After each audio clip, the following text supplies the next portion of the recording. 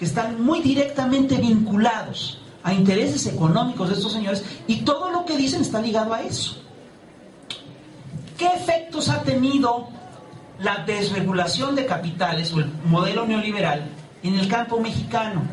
Les voy a señalar uno, y es un proceso que se dio no solamente en el campo mexicano, sino en todos los países en los que se obligó al campesinado a seguir las lógicas neoliberales. Y el tema es el siguiente: en todos, es decir, fíjate, si tú obligas al campesino a producir únicamente lo que es rentable, pues el campesino va a producir únicamente lo que es rentable. Entonces, ¿qué produce el campo mexicano? Hoy en día, el campo mexicano produce únicamente cosas en las que es competitivo a nivel internacional, que son, por ejemplo, papaya, alcachofas, algunos vegetales sofisticados y drogas. Porque estos bienes ilícitos sí son muy bien pagados en el mercado internacional. El mismo proceso se ha dado en otros países de América Latina, en el que se impulsó la liberalización del campo, en el que se le quitaron los subsidios al campo. En Colombia, en Bolivia, en Ecuador, en todos esos países, en cuanto le quitan los subsidios al campo, pues, resulta que uno de los pocos negocios prósperos pues, es el de la droga, y pues crece el negocio de la droga. Y otra cosa que ocurrió en la era neoliberal es que la era neoliberal pide que se desregulen las instituciones financieras, que los bancos y las casas de bolsa puedan jugar con el dinero como se les dé la gana. Y esto obviamente es muy útil, ¿saben para qué? Para el lavado de dinero que necesita la droga. Entonces, el modelo neoliberal, aunque no les guste a los señores que lo promueven, ha sido uno de los motores fundamentales del incremento del negocio de la droga en este país. Al punto que, hoy en día, según un informe binacional, a México entran cerca de 29,000 millones de dólares por concepto de la droga. La cifra es muy grande y muy abstracta, pero para que se den una idea, 29,000 millones de dólares es más o menos lo mismo que vendió México en petróleo en 2009. De manera que eso se vuelve una parte fundamental de la economía. Esta guerra contra la droga que están haciendo, perdónenme, yo creo que es una tomada de pelo. Porque es una guerra, entre otras cosas, que no está revisando lo que son las redes de lavado financiero. No hay un solo empresario financiero que ha sido siquiera investigado por lavado de dinero. Cuando el informe binacional dice que alrededor de la mitad de ese dinero se lava en las instituciones bancarias y financieras normales. Entonces, una tomada de pelo absoluta. Lo que están haciendo es básicamente buscar controlar a la población a través de la fuerza militar. Eso es lo que está pasando en esta guerra de la droga. Si quieren que se acabe la droga, hay que cambiar. Y es más, yo lo que sí les planteo a ustedes, en este modelo, ustedes no están favorecidos. Ustedes no tienen un buen futuro con este proyecto. Lo que tenemos que hacer es una cosa muy simple: romper las lógicas de este modelo y empezar a romperlas desde, desde lo interno nuestro. Toda la lógica dominante que nos dice que hay que actuar como individuos, no como colectividad, tenemos que tirarla a la basura. Tenemos que actuar como colectividad. Tenemos que ver la supervivencia del otro, tenemos que ver por el bien del otro. En la medida en la que promovamos la solidaridad, el bien común, etcétera, nos fortalecemos a nosotros mismos. No tenemos las herramientas que tiene Carlos Slim, el hombre más rico del mundo, para poder funcionar solos. Necesitamos de la comunidad. Tenemos que hacer comunidad. Entonces, bueno, a grandes rasgos, esto es lo que les quiero decir. Y quiero hacerles preguntas. Si hay algunas preguntas, yo con mucho gusto se las contesto. No sé si estuvo claro lo que les conté. Nada más, si alguien quiere preguntar tanto de bachillerato como de secundaria,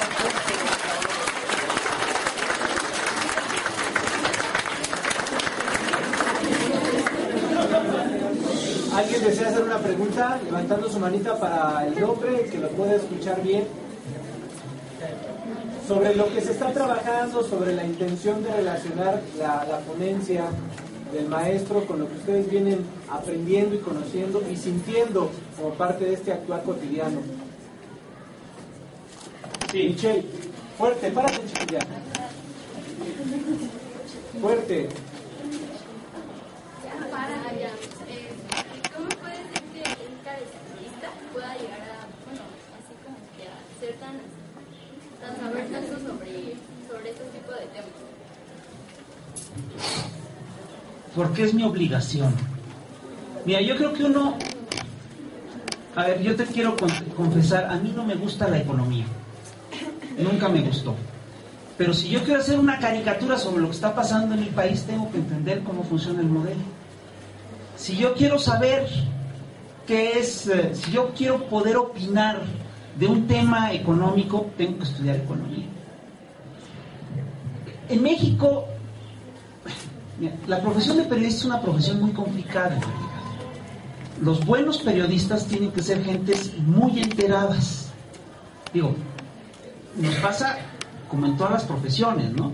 Hay periodistas que no tienen ni idea de nada, que son realmente brutos y que no estudian, ¿no? Pero esos son malos periodistas, ¿no? Es decir, los buenos periodistas tienen que empaparse de sus temas y tienen que enterarse, tienen que saber antes de opinar. Entonces, ahora sí que hasta por vergüenza yo me puse a estudiar este asunto. Yo de repente me daba cuenta que todo el tiempo se hablaba de neoliberalismo y de la liberación de los productos y de los mercados, y dije, bueno, ¿de qué se trata todo esto? Entonces me puse a estudiar el tema y encontré que me lo podía explicar. Dije, bueno, ya que me lo puedo explicar a mí, pues se lo voy a tratar de explicar a otra gente. Y lo traduje en libros. Entonces yo por eso también me puse a hacer libros. Porque además estoy convencido de que un libro, es decir, este tipo de cosas, este tipo de libros son ensayos largos, y estos ensayos de repente sí le ayudan a la gente a entender qué es lo que le está pasando, qué es lo que está viviendo. Digo, yo además debo confesar, yo me eduqué leyendo a Ríos, leyendo los monitos de Ríos, y dije, bueno, si yo me eduqué leyendo a Ríos, pues otra gente también se puede educar leyendo este tipo de monitos más actualizados, en fin, ¿no? No sé si contesté tu pregunta. A ver, otra pregunta allá. A ver, atrás.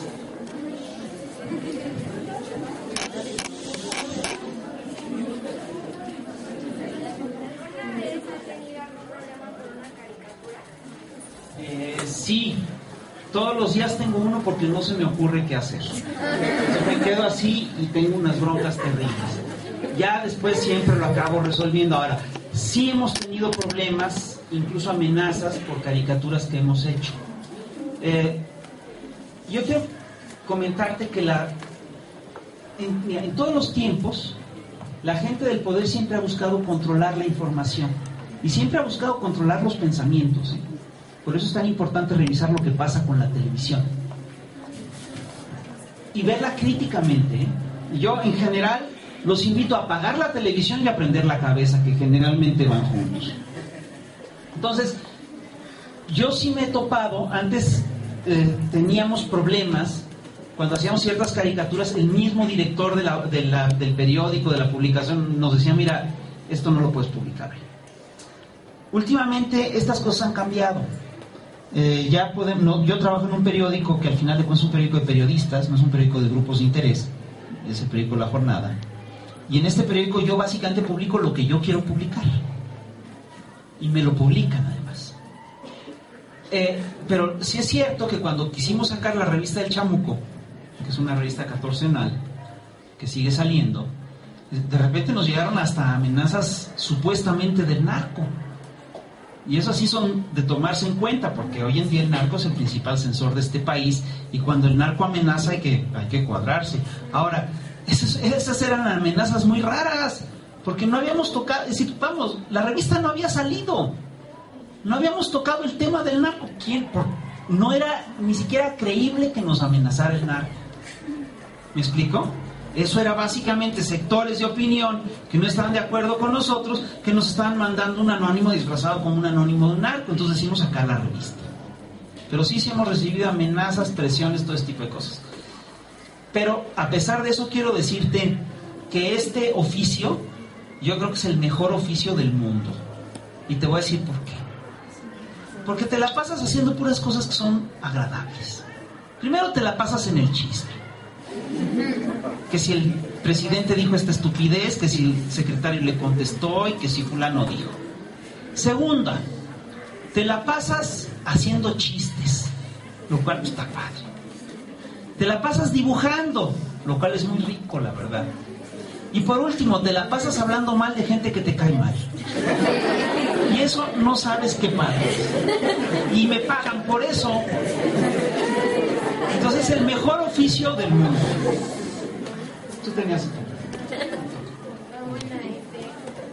¿Cómo se imagina México si el neoliberalismo continúa gobernando al país? Mira, a nosotros nos pasa una cosa muy fea. Nosotros nos imaginamos lo peor y luego se nos cumple. Por ejemplo, yo siempre pensaba, nos dibujamos unos políticos como unos idiotas y como unos tarados, y al ratito ya eran presidentes. Nos imaginamos de repente unos niveles de corrupción increíbles y de repente ya nos rebasaron. A mí me preocupa mucho lo que, es decir, para ver al futuro tenemos que ver al presente. Nos dicen los señores que están en el poder que no, que ya la crisis pasó, que todo va muy bien y que ahora sí va viento en popa. Esto no puede mejorar. Lo único que va a pasar si se perpetúa el modelo es que se va a concentrar más la riqueza, otros cuates se van a hacer increíblemente ricos y el resto de la gente va a empobrecer. Y además, estos cuates se permiten esta lógica de saqueo por una razón muy simple, porque prácticamente no viven en México. Estos grandes oligarcas, ¿ustedes creen que conocen esta parte de la ciudad? La sobrevuelan. Estos grandes oligarcas viven la mayor parte del tiempo fuera de México. Y cuando vienen a México, viven en palacetes que están fortificados y cuando salen a la calle, salen rodeados de guaruras. No viven en este país. Entonces, ¿cómo me imagino el futuro de este país?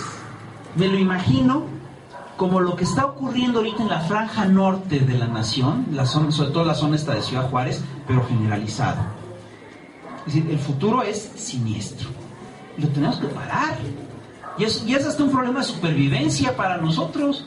Lo que viene es atroz, lo que están haciendo es verdaderamente atroz. Pregúntale a tu abuelo cómo vivía, cómo era su país, y contrástalo con lo que estás viviendo ahorita. Vas a ver que hay un deterioro brutal. Hay que pararlo, ¿no? A ver. Dejando afuera un poco lo que fue la invitación de venir hacia aquí, ¿cuál fue la verdadera razón por la que usted decidió venir a esta escuela y darnos esta conferencia? Porque me ofrecieron pagarme 100,000 pesos, pero creo que no.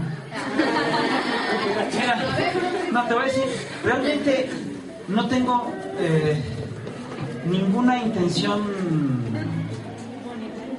ni monetaria ni oculta. Si esa es tu pregunta, no tengo. Lo único que quiero es básicamente, Ángel me lo pidió y dije, bueno, ¿Ángel? perdón, Alejandro, perdón. Soy una, es como una... No, Alejandro me lo planteó y dije, bueno, voy a platicar con la gente, ¿no? Es decir, yo sí creo que estamos en una situación tal que es necesario ir con la gente a platicarle cosas, ¿no? Es decir, si me pregunte, si tu pregunta es si alguien me paga o si recibo algún beneficio de otro tipo,